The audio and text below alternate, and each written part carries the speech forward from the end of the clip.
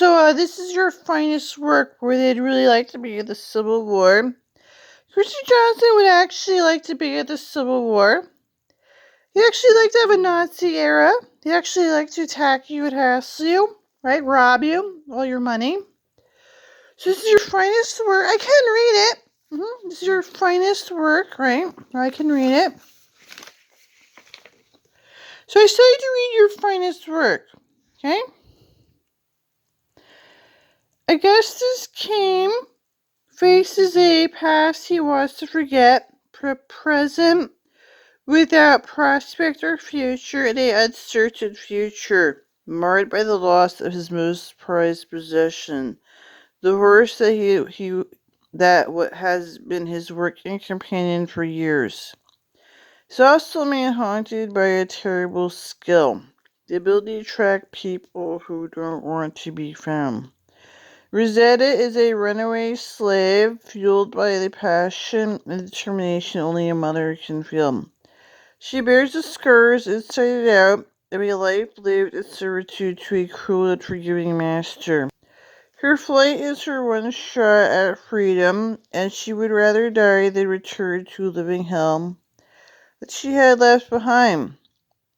In the perilous years before the Civil War, the fates of these two remarkable people would intertwine an extreme adventure, journey of hardship and redemption that will take them from Virginia to Boston and back, in one that become an extraordinary test of character and will, mercy and compassion. It's an odyssey that will change them both forever. Soulcatcher is a dazzling tapestry of imagination and character, atmosphere, and emotion. Poignant and oddly compelling, is a story to be savored and remembered. So this is a story that launched the Civil War.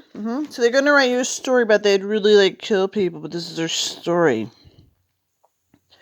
Michael White is a New York Times notable author of 5 novels, including acclaimed Dream of Wolves and A Garden of Martyrs, which is a Connecticut Book of Year finalist. Teaches at Fairfield University at the Stone Coast MFA program in Maine. He lives in Connecticut. William Morrow. So he was working on this for years, right? So I could paint. So I was reading. This is a book. They really want to be like a celebrity in a movie. This is their finest work. This powerful narrative of a slave catcher's odyssey from south to north and back again, just before the Civil War, chronicles a physical and emotional journey of epic proportions. Story of tragedy and triumph, a novel the reader cannot put down. James M. McPherson, Pulitzer Prize, The New York Times notable author Michael White comes to this bold, exquisitely written, and profoundly moving and novel of love, freedom, country. No, they'd really Christopher Johnson would really like a war. They write about the Civil War because they like this topic. They're supposed to go to war, right? They have a topic they like to discuss. It's really popular. They'd really start killing people. They went to go write their book. They'd really kill people. They're supposed to go to war. They want to learn how to be Cuba commander and write their book. This is the finest book of the Civil War where they'd really like to write their book and be in their movie and have all kinds of money. They'd really supposed to go off to war. They'd really kill people. They would be a great guy about it. Here, The Garden of Martyrs, A Dream of Wolves, Marked Men, The Blind Side of the Heart, Brother's Blood. See, this is a topic they'd really like, is the Civil War. They'd really kill people. They'd really like to be a great guy, be a war hero. And, they don't just, they're supposed to go to war. They don't just do stuff, but they're supposed to go to war. So Boston, right? Boston's up here. The book got to Pennsylvania, somewhere in there. See, Arkansas was way down there where they also had a river, but up north there's less diseases. So Arkansas had a river like Pennsylvania, right? But there's less diseases up north. They have more opportunity because it's not as, the weather's better. The weather's not too bad next to Lake Erie. So they have this pass to Hudson up here from Michigan. They like to trade slaves. So they brought in human traffickers by Port Huron, Sarnia, Canada, somewhere here. So they have 5 Great Lakes. I couldn't really visit because they like to talk about human trafficking. This is their topic in America. They like to write their books about it. Sex workers, and this is like what they like to talk about. So they want a great guy and go to war and kill people. They like to be a great guy, have bad things happen, be a hero. So they have Moroccans bringing people here, be the bad guy. So you have access to the Hudson Bay up here. You get money to get access. So be an explorer to get through the north to get access to the ocean for shipments. See, be explorer like in Antarctica. That was okay. Didn't really care. So going through Canada, be explorer like in Antarctica with shipments. That was okay. There was a trip up in Antarctica. Somebody could use the modern day equipment. They could go solo through Antarctica, so it wasn't so exciting. So they're working on, they had modern technology where they could single-handedly get through Antarctica in the north, right? But they didn't excite them. So they could get to Antarctica with DuPont helping them work on their latest technology, single-handedly, right? So the cold wasn't that bad. The modern technology, they had layers and they had equipment and stuff. The books write about it. Getting through Canada in Hudson Bay wasn't really that difficult or terrible. You just have to be a great guy and have all these books about human trafficking. Be a great guy and have like everyone die and say stuff, huh? So you really have to say stuff and have a bunch of slaves and be a great guy. They really would start a whole war.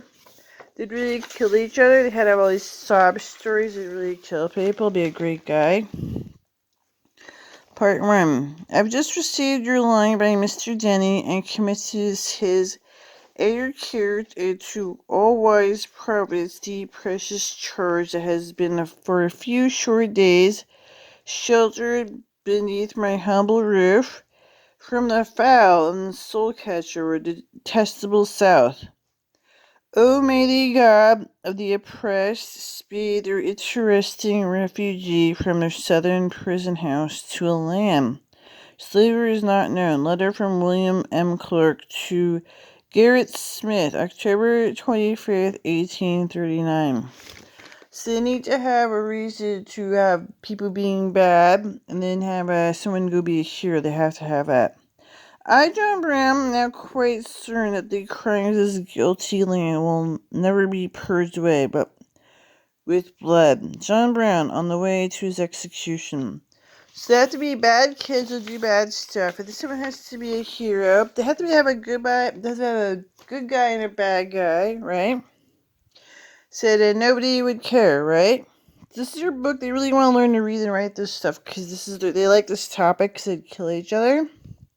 It's your best finest example of their writing because they'd really like to have to learn to read and write stuff. It takes a lot of work to write it. They'd like to. Cain had been awakened by the frenzied whinnying of a horse below his window in the street. Still half asleep, his head throbbing, Ed Barley soaked, he recalled the dream he'd had of a place called Buena Vista. The brave, foolish Mexicans throwing wave upon wave against the left flank of the American line. The slaughter coming so easily it made him sick at heart. Later, where the sheer size of Santa Anna's charge had overrun American position and captured the wounded left behind, Cain, his legs shattered, lay helplessly among them. Remember the cries of his comrades as the enemy had gone from soldier to soldier with bayonet, silencing them with Recruiter Agua Nueva.